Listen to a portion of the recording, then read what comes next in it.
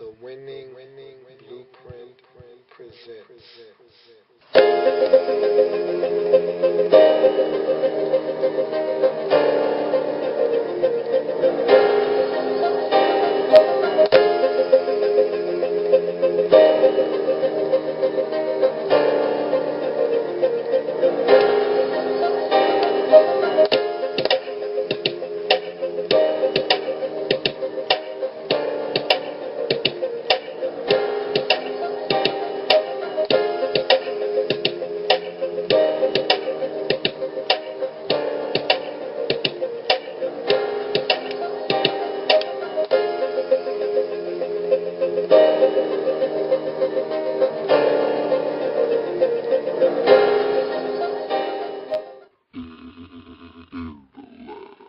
Draft Zone.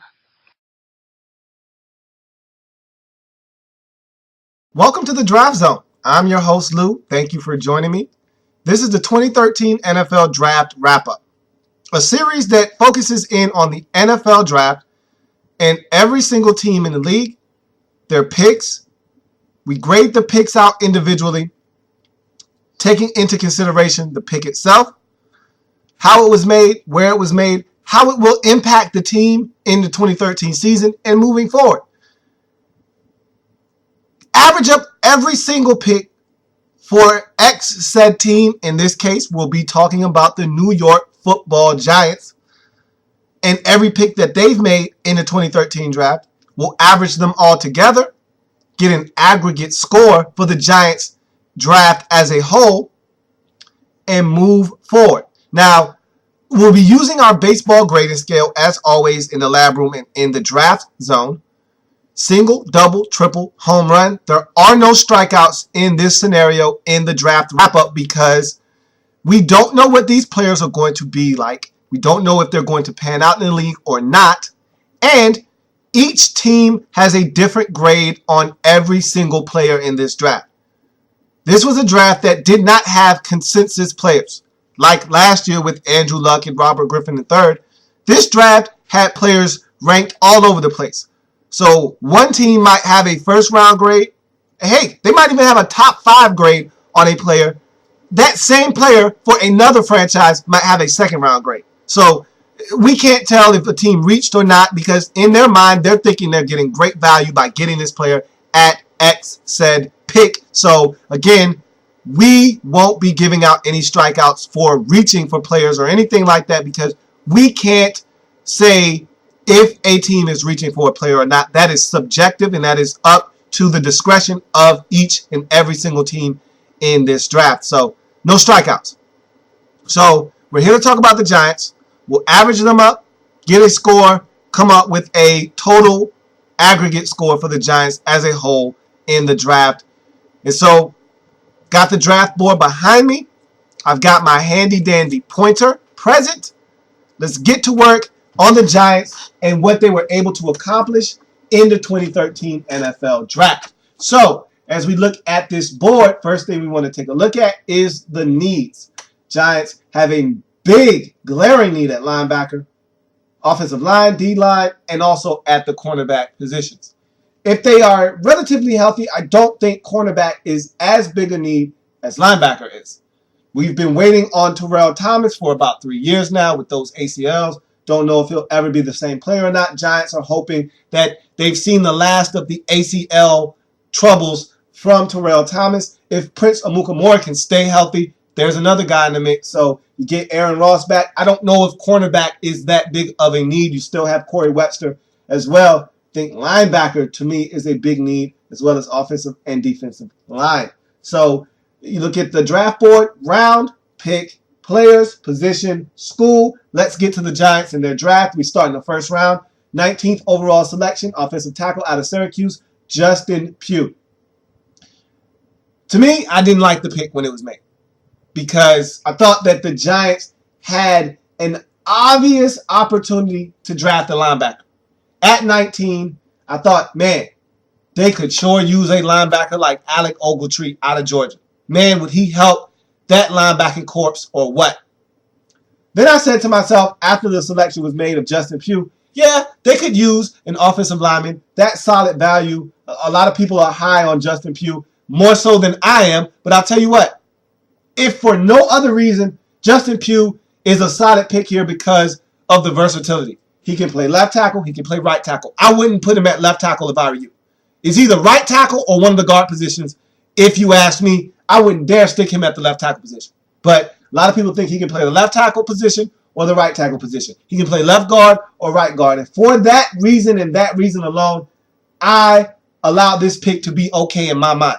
Because at first when this pick was made, I thought to myself, what are the Giants doing? And Mike Mayock was trying to sell me on this pick. I wasn't buying it. But as the draft wore on and I saw that the Giants would have an opportunity to select a really good linebacker at 49, I said, okay, they're fine. But as we'll see later on in this draft, the Giants did not do so. But either way, Justin Pugh is a solid pick at 19. Is it a home run? No, not to me. I think it's a solid pick for the Giants. He's a guy that can come in and start for you right away. You need help on this offensive line. So we're talking about a guy that can play either guard position or right tackle. For me, I think he's a guy that you might plug and play at right tackle day one. Even if he's not a tackle for you, he can go inside and play guard. Either way, he's a starter for you day one. I think his arms are a little too short to play left tackle for me. He has really good feet. He's more athletic than people give him credit for. He can get to the second level, no problem. I like Justin Pugh a lot. Think that right tackle is where he needs to be in the National Football League. And I think that's where the Giants are going to utilize him. They re-signed William Beatty. I think they're going to leave Beatty on the left side, stick him in to the right side, and move on from there. I think this is a triple for the Giants in the first round. Offensive tackle out of Syracuse with the 19th overall selection in the first round, Justin Pugh. I think it's a triple. We go to the second round. 49th selection, defensive tackle out of Ohio State, Jonathan Hankins. Whoa, big man. And when this process all first started, we were talking about Hankins being a first-round selection. After his sophomore season, this guy's stock was at an all-time high. He was in the backfield constantly. We're talking about double-digit tackles for loss from the defensive tackle position. 3 sacks from a guy that really isn't a go-getter after the quarterback. He's not a sack getter. So to get 3 sacks out of him, 11 tackles for loss after that sophomore year, Big Hank was riding high. But that junior season left a little bit to be desired. And I think his stock kind of fell for some people. They realized, hey, this guy isn't getting after the quarterback. He's probably only a 2-down player in the National Football League. And so he went from consensus first-round pick to, hey, you'll get him somewhere in the second round. And that's exactly what the Giants got him, middle of the second round, pick 49. I think it's great value for a guy like Jonathan Hankins. He's going to be an immovable force at the defensive tackle position. So if you're looking to stop the run, you plug him in, no worries. High motor guy is going to run down the line, stout at the point of attack, doesn't mind taking on double teams. Jonathan Hankins is going to help you stop the run.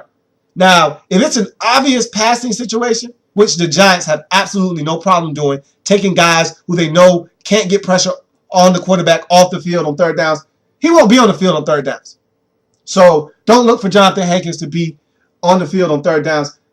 Can he collapse the pocket? Absolutely. So he's not a guy that's going to just beat his man straight up and get in the backfield and sack the quarterback. But what he can do is collapse the pocket and make it hard for the quarterback to step up, allowing those edge rushers to get up the field and get to the quarterback. So he can be a force on passing downs if you need him to be. But if you're looking for a guy to stop the run, Jonathan Hankins is your man. I think this is great value for the Giants in the third round. I think this is great value for the Giants in the second round. I think it's a triple for the Giants with the 49th overall selection, defensive tackle out of Ohio State, Jonathan Hankins. Solid pick for the Giants there. So you look at the needs board for the Giants, and right away, they tackle an offensive lineman in Pugh, take that down, and then you look at defensive line with Hankins, and they knock that down as well. So you're thinking to yourself, right out of the box, the Giants have knocked down 2 out of their 4 needs. This is a great start to the draft for the Giants, 2 triples to start out. You're thinking, hey, the Giants are looking to have a stellar draft. But then they go in the third round with the 81st pick in the draft, selecting defensive end out of Texas A&M, Demontre Moore. I don't like Demontre Moore. And not as a person. I don't have a problem with him as a person. He's not a bad guy. I just don't like Demontre Moore's game. But he fits the mold of a Giants defensive end. This is what the Giants do. They draft defensive ends, coach them up, and get the most out of them. So out goes Osi Umenyiora, in comes Demontre Moore. But to me, this pick was doo-doo. But trust me on this. Just because I don't think Demontre Moore is an NFL caliber, havoc-wreaking defensive end doesn't mean the Giants aren't going to get the maximum production out of this guy.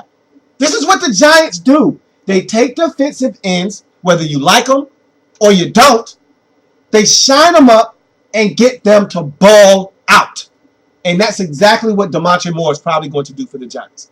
Because guess what? He doesn't have to come in right away and be a star. He can work his way into the NFL game. And he needs it.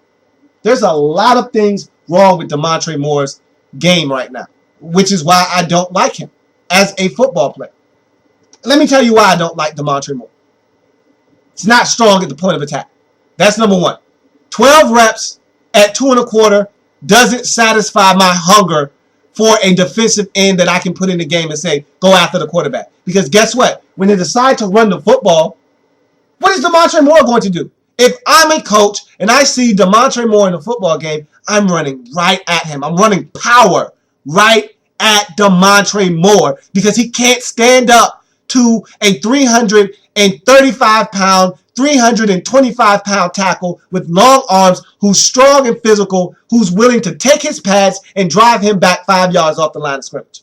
There's nothing a guy that reps 2 1/4, 12 times can do about that. He doesn't use leverage extremely well. So if there was one way to negate the fact that he's not strong, it would be to get leverage. He doesn't use leverage well. So with that said, I don't like that aspect of his game. That's number one. Number two, he's not an explosive athlete. They called him the monster at Texas A&M. He followed Von Miller. He got pressure on the quarterback. It was all hunky-dory at Texas A&M, but he's not an explosive athlete. He doesn't own a repertoire of moves like Von Miller.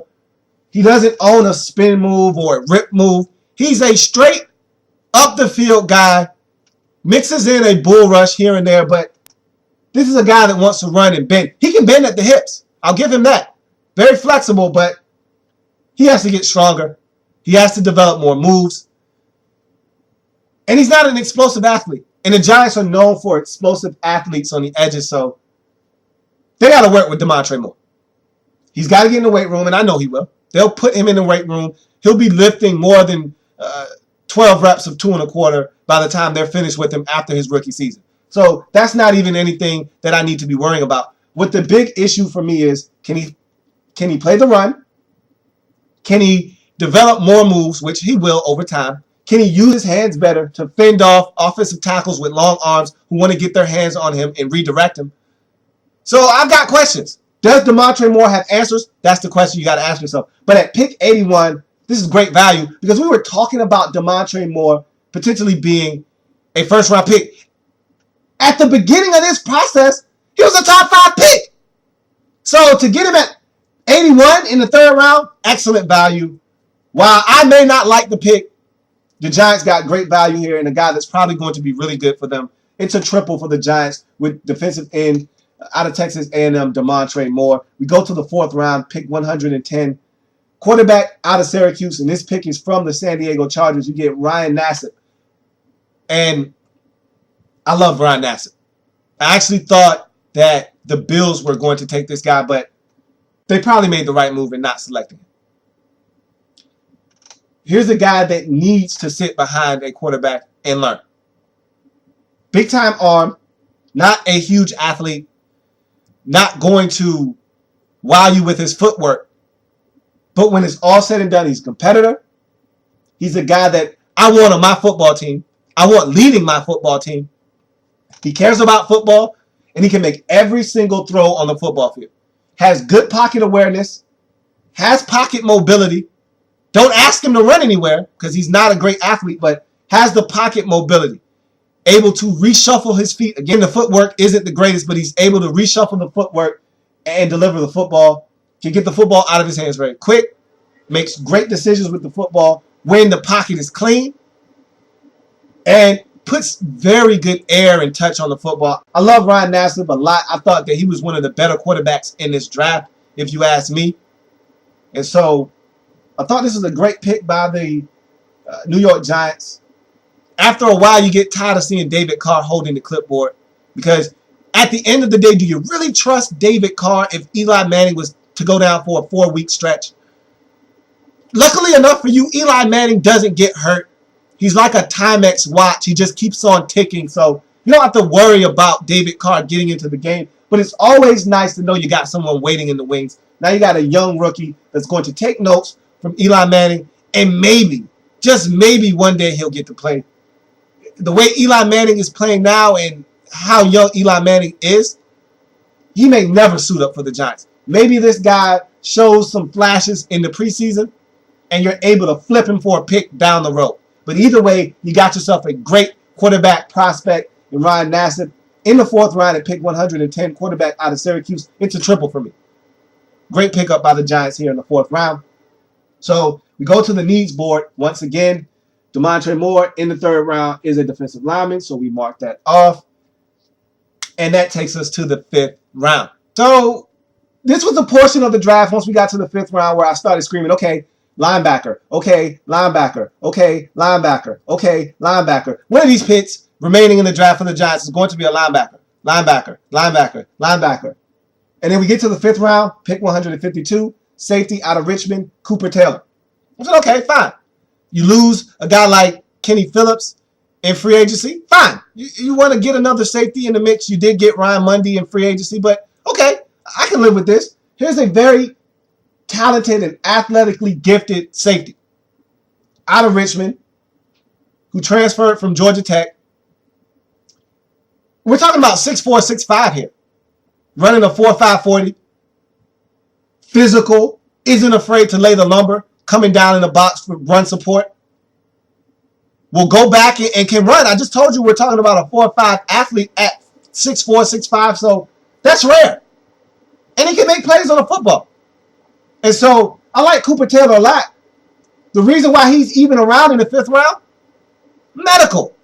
Here's a guy that has heart issues. And so teams were scared off by the heart issues for Cooper Taylor. Anytime you start talking about the heart, teams get scared.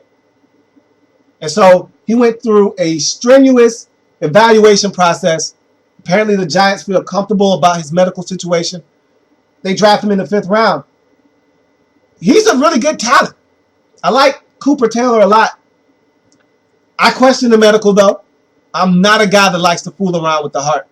And it's one thing if you have one irregular heartbeat, doesn't happen again, and you play football. But this guy has electrical problems with his heart valve. And look, once you start talking about electrical problems in the heart, I get nervous. Now you're starting to talk to me like you're a machine. I don't know anything about that. Sounds dangerous. I'm a little worried.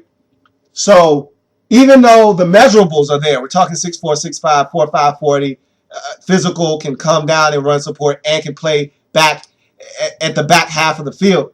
In pass coverage, I'm nervous. And the nervousness alone makes this a double for me. So in the 5th round at pick 152, safety out of Richmond, Cooper Taylor is a double for me. Okay, linebacker, linebacker, linebacker, linebacker. 7th round, we got 2 of them. Linebacker, linebacker. 7th round, 225, offensive guard, Ohio, Eric Herman. Huh? What happened to linebacker? Instead, you go get a guard that, to me, is average at best. I mean, once you get to the 7th round, everything is average at best, most likely. There are some hidden gems down there. Don't get me wrong. There are some teams that made some really good selections in the 7th round. I just don't think the Giants were one of those teams. I thought these were two wasted picks. We'll get to the other one in a second, but Eric Herman, guard out of Ohio, he's a try-hard guy, not athletic. He's really strong, but doesn't play like it. And we're talking about a guy over 30 reps at 2.25 at the combine. So we know the guy is strong, he's physical, but he doesn't play like it. He's constantly bull rushed and pushed into the backfield. He's mean. He's got a nasty disposition about himself. I do like that. But there's only so far being mean and nasty and pancaking people will get you. At the next level, where guys are extremely physical and athletic, this guy won't win. Simply put, I don't like the pick. I thought that the Giants should have taken a linebacker here, could have taken a cornerback here, could have taken a tight end here, could have went in several different directions other than offensive guard. Don't like the pick. It's a single. Offensive guard out of Ohio, 7th round, 225th selection overall. Eric Herman, single for me. So we go to the last 7th round selection. Okay, linebacker. Got to take a linebacker. Giants need linebacker help. Keith Rivers is not the answer at linebacker. Neither is a guy that you went out and got in free agency in the form of Dan Connor. You need linebacker help. Got to be a linebacker in the 7th round. 253rd pick in the 7th round. Compensatory pick, running back out of Massachusetts. Michael Cox? What are you doing here? How many running backs do you need on your roster anyway? Don't you already have like 4?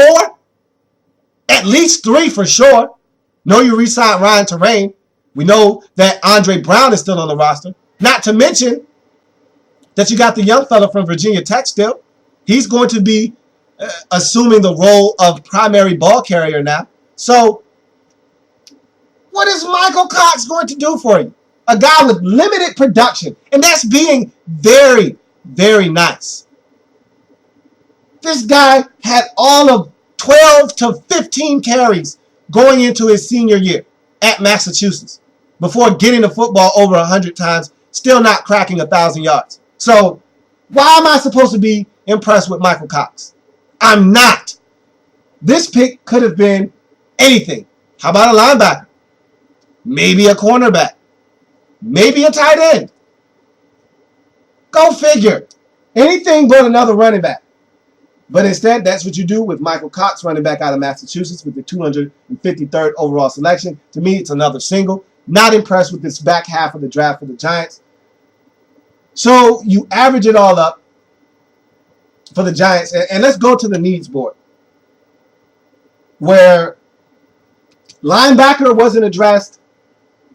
I don't care about cornerback. Honestly, to me, cornerback wasn't a big need going into this draft, but it was a position that if Terrell Thomas isn't healthy, you might need to address. You don't know what you're getting out of Aaron Ross. He is coming back home, but guess what? He was terrible in Jacksonville. And so cornerback could have been an issue that you wanted to resolve, but you still got Jerron Hosley and all those other guys, so you might feel comfortable with what you have at cornerback. Fine. But linebacker needed to be addressed in this draft. It wasn't. Disappointed there. So you look at the Giants draft overall. Triple for Pugh, triple for Hankins, triple for Moore, triple for Nassib, double for Taylor, singles for both Herman and Cox in the 7th round. You average it all up together, and it's a double for the Giants, and rightfully so. This draft was heading down the path of a triple. Right until you got around this 5th round.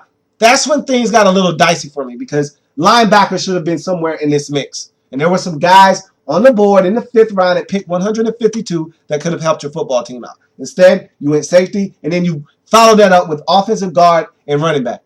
Boo-hoo. Garbage down the stretch for the Giants, which brings the whole value of this draft down. I thought you did a great job early on of getting some great value in the first 4 rounds. Then I thought that you just went in a totally different direction down the stretch. And so, for me, this draft is a double for the Giants, finishing up this draft. It could have easily have been a triple if the Giants would have taken care of some needs down the stretch, but they didn't. And so I guess they're going to address that via undrafted free agents, and so we'll see how that goes. But to me, this draft had more potential, and it just fizzled. It started out with a great flame, and it just flickered out. And so that's going to do it for the Giants in the 2013 NFL draft wrap-up. Disappointed with the Giants with that double. Draft zone.